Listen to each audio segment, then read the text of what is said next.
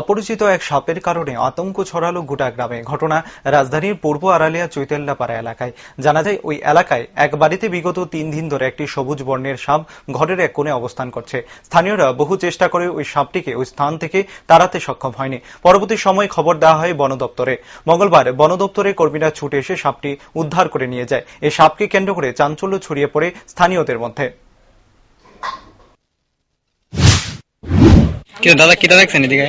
আজকে গত 3 দিন ধরে সাপটা এখনো পড়ে রয়েছে, কিন্তু আইসে কোন দিন কেউ খেয়াল করছে না। আচ্ছা 3 দিন আগে দিন থেকে দেখতেছে, আজকে 3 দিনই হয়েছে সাপটা রান্না করে ঢুকে পড়েছে।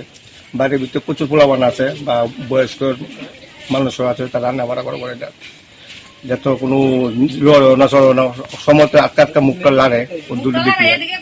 হ্যাঁ, এটা অনেক কোনো সরাবে কোনো বুদ্ধি নাই। মানে এটা কিতা করণ যায় বা কোনো আমরা ফরেস্টার পর্যন্ত ফরেস্টাররা কোনো ফোন নাম্বার সম্পর্কে আমরা কাছে নাই। মানে এর লেগে আমরা যাইতেছি ফরেস্টারে কেউ যেতে কথা গিয়ে পড়ছে, মানে এদেরকে কোন ব্যবস্থা করে।